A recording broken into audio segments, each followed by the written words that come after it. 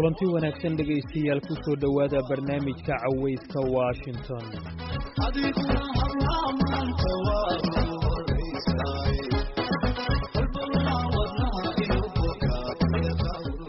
wana waxaanu ku soo qaadaynaa taariikhda fanka Soomaaliya iyo faraqa u dhaxeeya kii hore iyo kan maanta jira. waxaa barnaamijka ku marti ah fanaaniin iyo hal abuur hore oo ay ka mid yihiin Axmed Salebaan Bidde, Saciid Maxamed Xarawo iyo waliba Khadiija Foodey. barnaamijka waxaa inoo soo diyaariyey Ibraahim Xasan Daandurey, waxaana hadalka ku horeynaya Axmed Salebaan Bidde. dhegeysi wacan.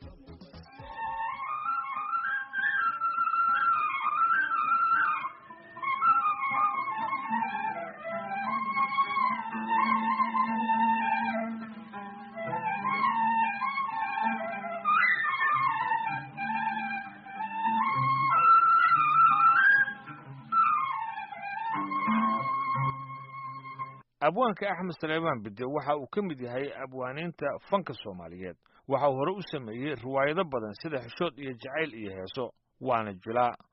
fanka Soomaalidu weligiiba uu jiray. taariikh fog oo aynaan ka sheekayn karin weeye. anigu sidaan sheeko ku haysto 1414 wadankeena waxa iman jiray China, Germanka, waxa ugu badnaa Masaarida, waxa iman jiray dad badan oo Yurubiyaanka iyo Carabtaba leh. waa 1414kii marka afaf badan oo kamid ah ayaa afkeena ku soo duulduulo oo laga qabsaday midmid 1414 qolooyinkaasi inoo iman jireen. dee waxaan si ku maqaala heestan imika guduud sameysa bakor loo bixiyo guduud carwo marigaasay jirtay iyo guroonjire. guduud carwo iyo guroonjire maxay isugu ursan waayeen? guduud carwo google la arkaba alabiya gashaanti ka dhiga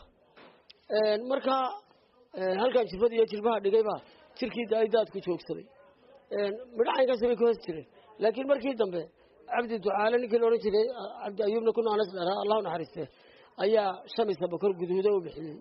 marka guduud carwo taariikh hore ahayd, laakiin magaceedii sharafta lahaa waxay heshay Shamisa Bakar. guraanjirana waxa helay Maxamed Saciid Farra oo ahaa ninkii idaacadda musiga madaxda ka ahaa oo Yemeni Soomaali ahaa ayaa jiray. marka fanka Soomaalida hadii aad weydiiso goor ma soo baxay dee qarnigiisa ma sheegi karo. qarniyadaas la heesayay hello nayrani weyn ma arabsado heesani ma ka yarku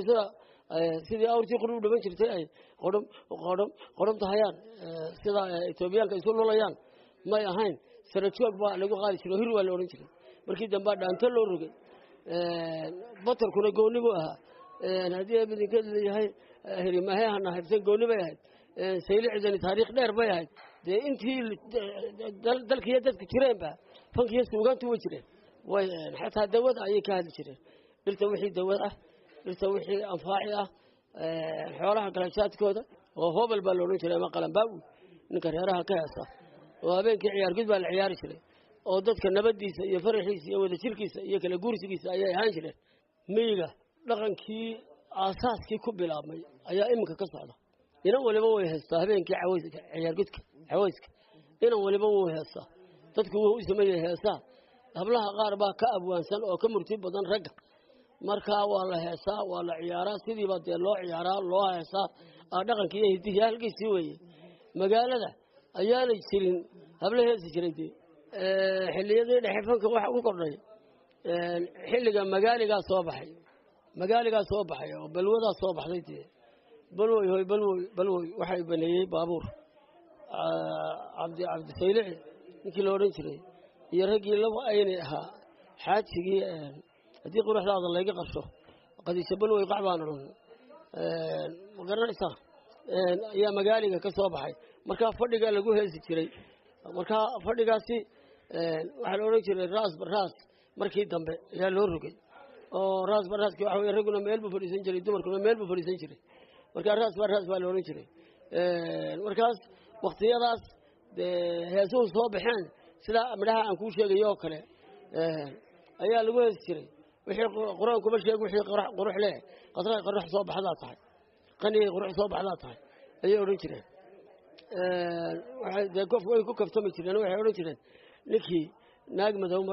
maraan ka dayo bal meelaha ka diira maygaag kii kalena wuxuu yiri ninkii naag cas caashiqeed galado bal ciir dhiga caynaday tahay marka laba nin oo laba hablood kala jecel labada hablood way wanaagsanayeen labada nin way wanaagsanayeen laakiin way kaftabayeen oo cilaaq ninna tamadow ninka jecel buu u cilaaqay ninna wuxuu cilaaqay tacaf marka ana ka wanaagsan yana kana gabadh wanaagsan ayaa lagu wada hadlayay laakiin iskumay diidi jirin sidaas dadku u kaftami jiray dadkii hore hirwo iyo dhaantay ahayd iyahana haysan tan dambana waxa noqotay balwo oo aniga kule balwo waxa balay baabuur balwo ay balwo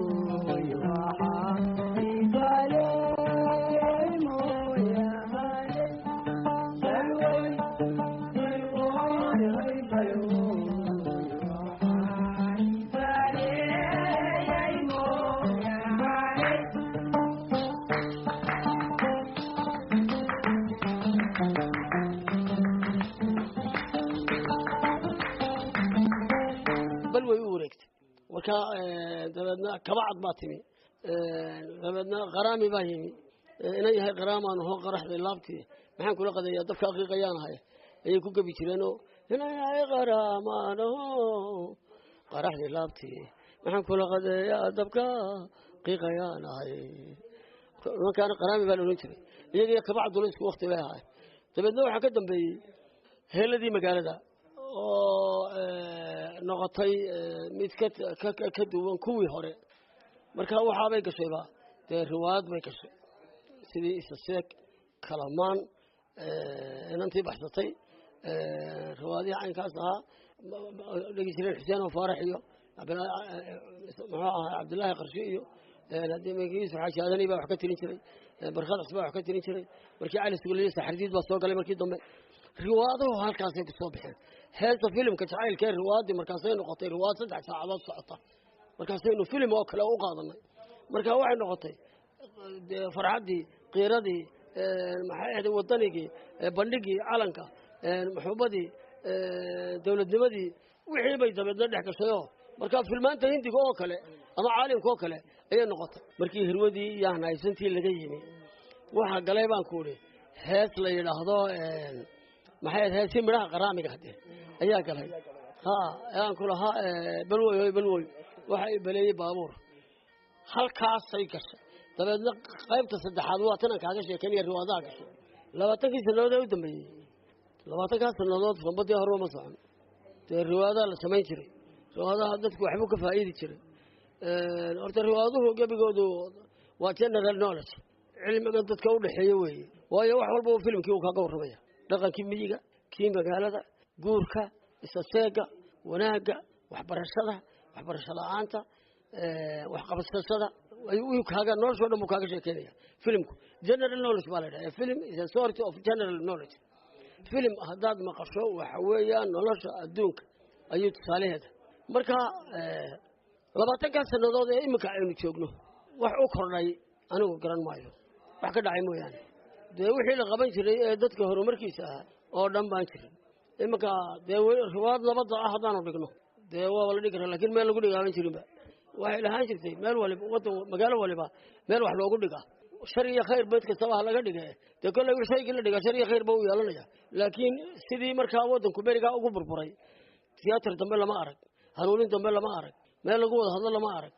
imika masaajidada iyo la sameeyo ay hagaageen waxa ma jirinba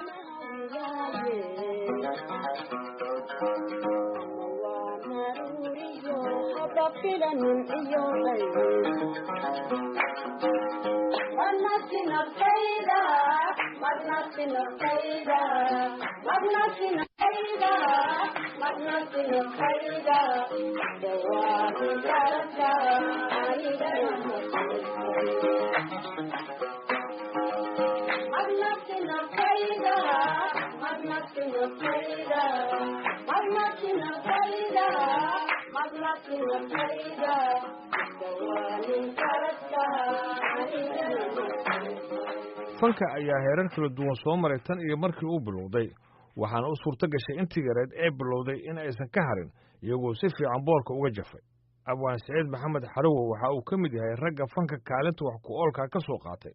wuxuuna ka warramayaa waxa ku jiida ama ku dhaliyay fanka dhalinyaronimadiisii iyo halkii uu jooga markaasi saaxiibow horta aniga waxa igu dhaliyay horta fanaanin iga horreysay baan maqlay heesahoodii iyo majaajiladoodii fanaaniintaas waktigaas ahaa 750 ilaa alkuuriya 850 bilowgiisu aniga meelahaasu ahaa dadkii heesi jiray markaas waxaan ka xasuustaa cabdullaahi qarshe iyo maxamed axmed iyo dad caynkaasa baa heesi jiray iyo calwo rabitaan baa ii geliyay rabitaan maan aqoonin waa gartay nin waxaan iska ahaa dhalinyarahaan iska ahaa markii hore waxaan ka imid anigu midigtaasaan ka imid gaalka ayaan joogi jiray meelahaas baa dhaqdhaqaaqiisa iyo raadiha la dhegaysanayo filibiska iyo waxaas halkaas baan ka maqli jiray adigu xamar markaan imid annaga markaas intaas u heesaysa iyo in kaloo xamarkii heesaysa iyo waxaas baa jiray dhalinyarada yidhaahay sheegin ayaguna waa jireen yani fan saas shabar u leh oo talyaaniga u joogay ma jirin waxay gabdhuhu gabdho badan ma jirin gabaysh iyo wax saasaa jiray looma ogolayn fanaaniinta gabdhaha looma ogolayn heesaha iyo waxaas iyo oo waxaa loo yiqiinay dadka kan maaragtay aan wanaagsanayn baa loo yiqiinay qofkii fanba lagu arko xataa ragga waxaa loo yiqiinay qabriga cabiyo wax aynkaasa dee kolley annaga rabitaan baa noo geeyey waa iska wadnay xoogaa wuu soo koray kooxihii baa waxay noqdeen shaad iyo muqdisho iyo shaad iyo hargeysa iyo walaalo hargeysa iyo marka dhalinyaradii riwaayadaha intaan qaadno oo annagoo dhalinyaro aan meel inta geyna waxaan dhihi jirnay dakar markasta shita annaguna waa idin heesaynaa lacagna codii rabtaa ha qaadato saydaan ha qaata marka bal iiga sheekay waktigaasi artistka raadiyo muqdisho iyo raadiyo hargeysa iyo walaalo hargeysa iyo sidaa isugu xireedeen meesha halgan baa lagu jiray dadka xoriyadon bay iska ahaayeen leegadii baa la ahaa xisbiye kalaa la kala ahaa meesha leegada iyo waxbaa haddii alku leeyahay waa laga heesi jiray waa meelahan anagu waxaan kusoo kabxanay bay kamid ahayd dadka halgamaal waa iska halgami jiray waa la heesi jiray sidaas waa soo koray baan ku waa soo koray dhaqdhaqaaqii iyo gobonnimadoonkii baa soo koray iyagiina waa koreen dadku waa danaynaya markaas dhanba xoogaa waa danaynayay iyo hawshaas baa kusoo jirnay si alla kuu roon yahay ilaa iyo oo calanka la saaray geedku waa soo halgami jiray shaadiyaha waa laga sheegi jiray riwaayadahana waa la dhigi jiray oo waa lagu dhigi jiray markii la xoroobay kadib fanka maxaa tallaabaa u qaaday fanka markii la xoroobay horta waa laisku soo xoojiyey maadaama meeshaan caasimadii ahayd fanaaniin badan baa laga soo bedelay halkaas laga soo bedelay hargeysa intaa la keenay waa maaragtay raadiyo muqdisho baa la dhihi jiray koox kala aasaasantay ooda dalkaa la dhihi jiray adigu xoog buu yeeshay fanki xoog buu yeeshay aad baa maaragtay gabdho badan baa soo galay dhalinyaro badan baa soo gashay marka siduu xoog u lahaayo fankii uu u fiicnaa oo heesihii gabanimadoonkii iyo heesihii calaraarkii iyo la qaadi jiray heesiyaha maandeed iyo mugciinkii waxaasa la qaadi jiray meesha kacaankii baan soo gaarnay kacaankii wuxuu noqday asaga dhanba fan iska socduu noqday meel walba fanaaneen baa laga sameeyey xooga dalka iyo raadiyo hargeysa iyo tiyaatarkii oo la furay baa lasku keenay heegan baa aasaasantay ifti baa aasaasantay la kuuran yahay waxa yani xusuus baa aasaasantay onkad baa aasaasantay xusheed baa aasaasantay oobadeeda waa beri anigu aan kamid ahaa marka halkaas xoogiisa wuxuu ahaa marka kacaankii buu ahaa waxaa aas-aasmay cayaartay baa aasaasantay foosawadaas la yidhaahdo meel walba dawlad walba waa la tegey shiinaa la tegey waxaa la tegey ruusiyaa la tegey suudaan baa la tegey afrikada oo dhan baa lagu wareegay nigeria waa 770 kilometer waa meeshii aan ku qallibanay oo nin baabuur baa lagu hel meeshaan lagu qarrimay oo ajaanti baa dad baa nooga dhintay maareeyihii jalaamartida iyo waxaa ku dhintay iyo 3 qof oo kale iyo aniga dhaawac baan ahaa beefeelaha iga jajabay fanku sidaas uu kusoo koray sidaas uu ahaa waxaa marka jiri jiray dhalinyaro cusub oo idinku soo biiri jirtay barnaamijkii heesaha hirgale maxaa iiga sheegi karaysaa dhalinyaradaas dhalinyaro badan baa kusoo baxday barnaamijka heesaha hirgalay oo waxaa kamid ahaa xasan aadan baa kamid ahaa cabdi xasan digaa kamid ahaa waxaa kamid ahaa cabdiqaadir xasan baa ku jeeday kulligood macaan haye ka waran dhalinyarada hadda soo baxday oo fanaaniinta ah oo faraha badan leh see u aragtaa fankooda dhalinyaro kale u tegayaan hadda meel hadda golaha oo maaragtay hadda aan anigu aan ogahayo laisugu imtixaan looga qaadaan ma jiro laakiin dhalinyaro kale u tegayaan kuwa hadda qoladaan banaanka joogto oo hadda halka organ iska haysata iyo iyaga say waa isku dhex jiraan dad fiican baa ku jira qaar madiis codkooda lagu lamaaninayo organkaa ku jira marka sheekadaasi waa sheeko kale waayo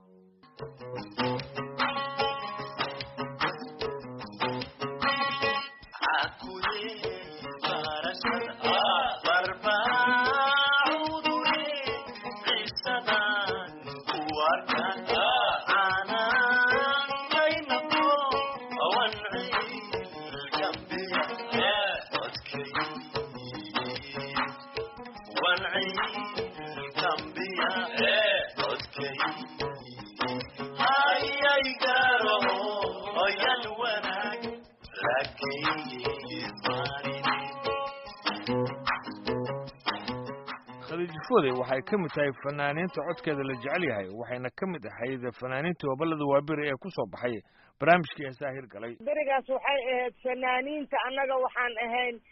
waxaa lagu soo geli jiray imtixaan qofka in lasoo imtixaamo oo inuu heesi karo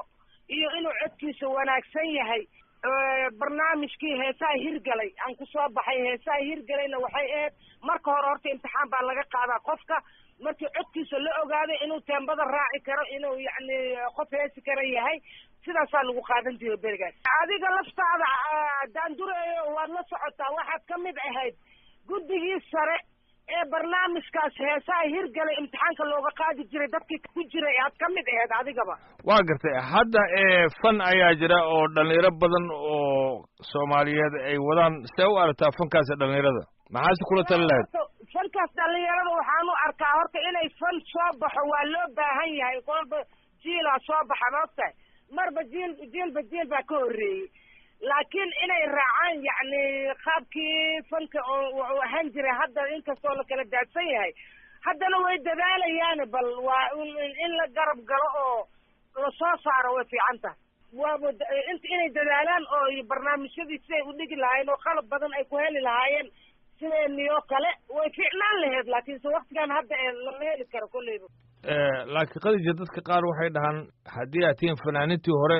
mu'alifiintii iyo abwaanadii waa iska fariisateen oo waxma soo saartaan marka haddii dhallinyaradii ay wax un dhaqaajinayaan soo ma ahayn inaad ku dhiirigelisaan oo tiraadaan waa fiicantiin waa sax waa in loogu hambalyeeyo mideeda kale annaga iskama fadhiisane markii horena waxaan ahayn dad dawlad lehoo barnaamijyo isla wada xafido oo wada joogo oo meel ku wada nool haddana wax laba isla joogto ma jirto qof walba meeluu taaganya ewalna waa la iskaashanayo kan mu'alifka ah iyo kan heesaya iyo kan muusika la tumaya waa isla wada joognay hadda ma heli karna intii waa gartay khadiijafooday heese badan ayaad qaadaa oo dadku jecel yihiin heestee ayaad isleedahay waa habboonaan lahayd in dhegeystayaasha ay dhagaha ku cugtaan waa runta heesay way badan yihiin laakiin waxna waa heese kaban waxna waa heese muusiga waxna anaa kabanka ku garaacday barkin ka waran ya barkin ha barkin waa heeskii aan ka bilaabay waa la saari karaa hurdo kama bogto barkin baan ku tiirsaa boga iyo calooshe beerkaan u seexdaa barbarada ma qabanayo waka haba baran lahaaya ha u bixin lahaaya imikoon bestay baroon miya waxay qaban jacayl xanuun badan waay jacayl xanuun badan waa jacayl dhaba buu ahaa waxaana sameeyey allaha u naxariista maxamed cali kaariye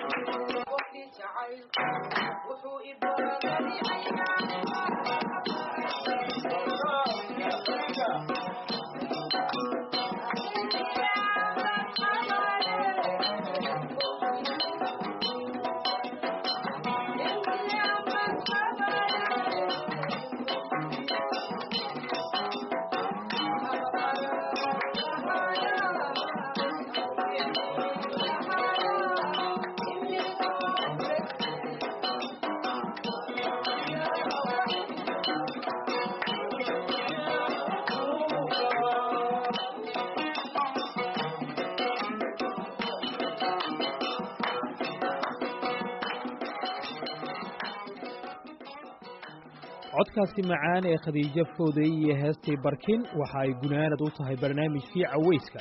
oo aanu ku soo qaadannay taariikhda fanka Soomaaliya iyo faraqa u dhaxeeya kii hore iyo kan maanta jira. waxaa fanaanada ku wehliyey barnaamijka abwaan Saciid Maxamed Xarawo iyo weliba abwaan Axmed Saleebaan Bideeb. waxaana inoo soo diyaariyey Daandure tan iyo kulanti dambe. nabadgelyo.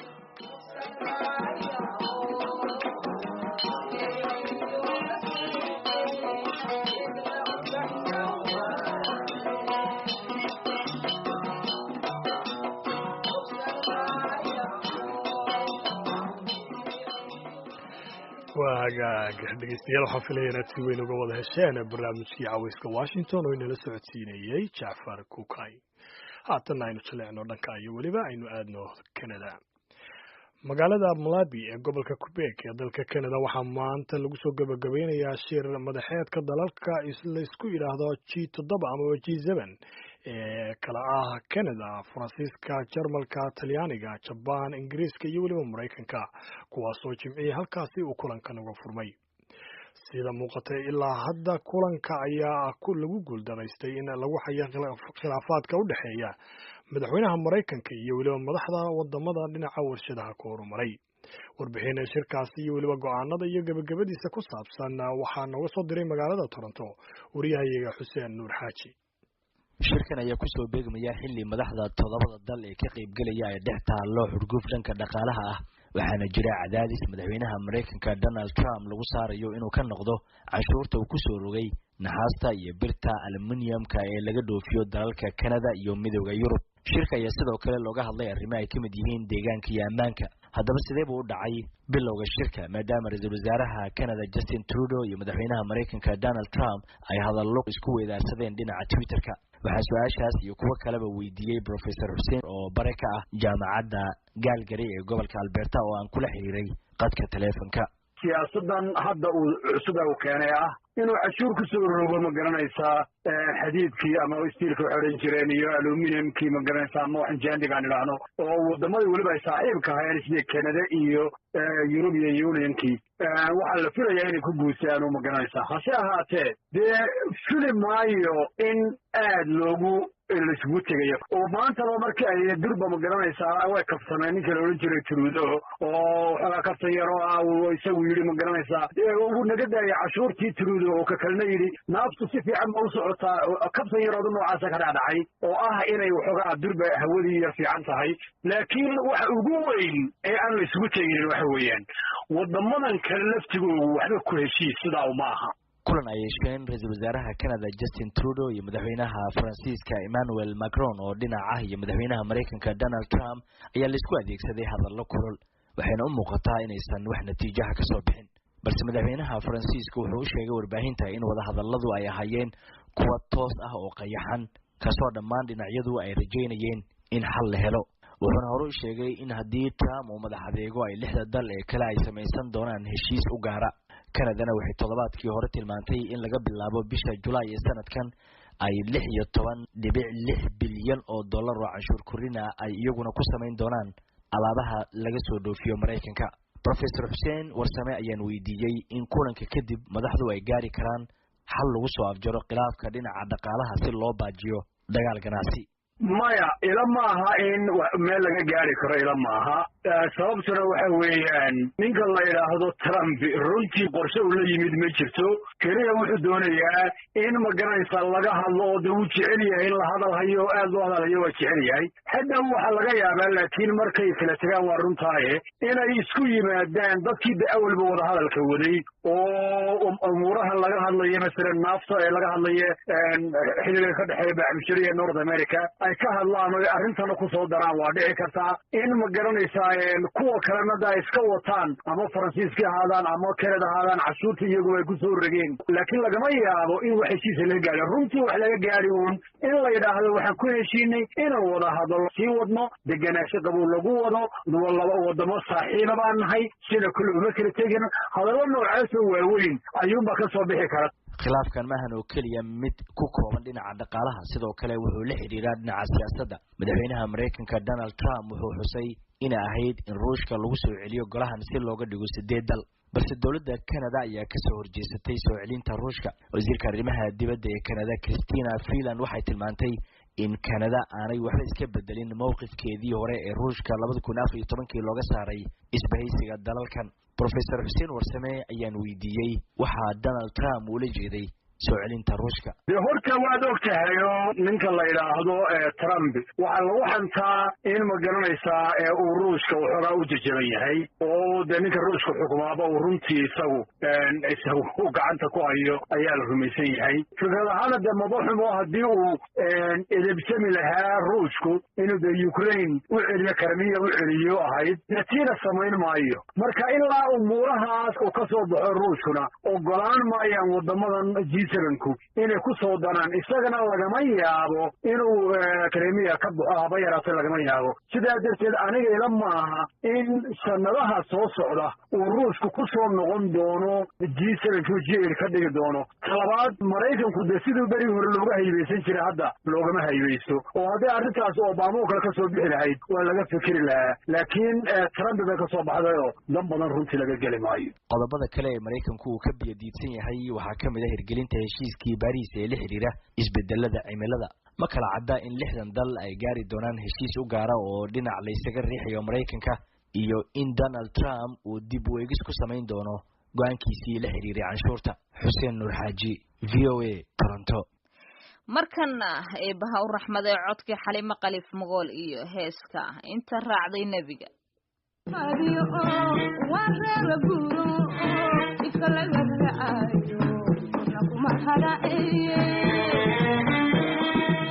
عزيز الرفاقيو وغير بورو يكلغ رعايو كنا هراي